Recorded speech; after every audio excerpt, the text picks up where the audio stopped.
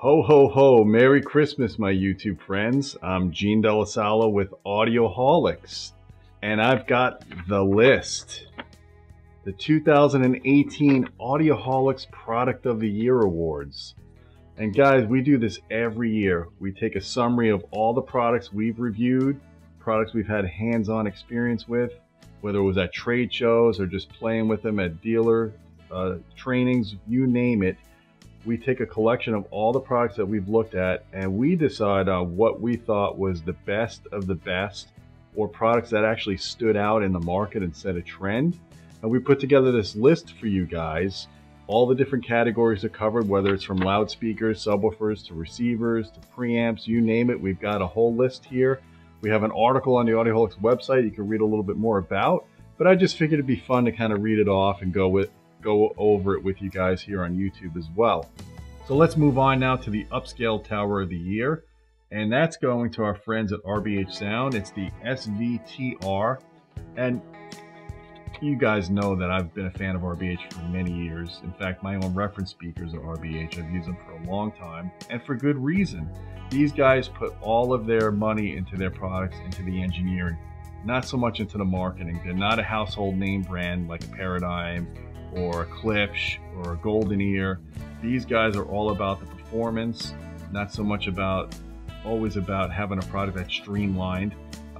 These are not small products. Let me warn you right now, this is a huge tower, huge tower. I have the 8Ts, which are 50,000 a pair. Those are a little bit more aesthetically pleasing because they have the triangular bottom and then the suspended NTM on top. But these are just in your face. They're a giant stack tower. They're modular, which is really cool because it makes it easier to transport.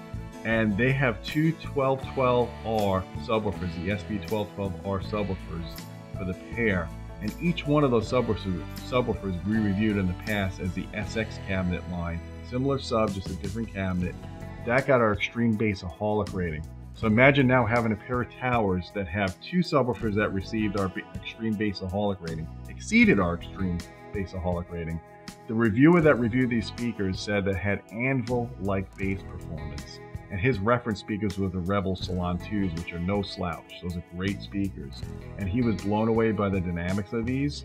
And let me just tell you a little bit about them. As I said before, they have the two 12-inch high Excursion drivers for the subs. Then for the mids, they have three 8-inch aluminum drivers. And then they have a giant Amt Tweeter, a very high quality, one of the best ones on the market. And the driver topology on the top end of the speaker is what they call a truncated line array. So it has, instead of an MTM, they actually have the two woofers on the top and then a woofer in the center. And that keeps them all equidistant from the actual tweeter itself. So they claim it actually helps with vertical dispersion and reducing lobing. And I can't fault them on that because I've had their speakers similar to these in my house for years, the T30 LSEs. And you did get some lobing with those because they had three tweeters. Three high frequency drivers playing the same frequencies can cause off-axis lobing that you can hear tonal shift when you stand up or sit down. You don't get that in this case because now you have one high frequency driver doing the high frequencies. So it's a much improved design from that design years ago, more output. In fact, the designer that came out with these speakers is really trying to convince me to get in a pair to my place to compare to my Status ATs that are 50,000 a pair because he thinks I'm going to like some things better that these speakers do. And the other thing cool that these speakers you can do with is you could sand load them, so you can really make that cabinet even more inert, but it makes them super heavy. I think they're about 230 pounds without the sand, and it makes it another 80 pounds or 100 pounds with the sand. So you're talking some pretty heavy real estate here. Once you sand load them, you're not going to be moving them. The other thing too, if you guys really want the bass, you could stack another pair of SV1212s on top. So now imagine they start at 11,000 a pair with just the two subs, but you start stacking two more subs on top. You've got four SV1212s playing from your towers. You could do that for your home theater, so you have multi-sub going on. The great thing about that is when you have subwoofers towards the floor and subwoofers towards the ceiling, you're increasing your modal density. So the way that those subwoofers play in the room is going to give you a smoother bass across your listening area. It's going to give you more effortless bass. It truly has to be heard to be understood when you have a tower like this.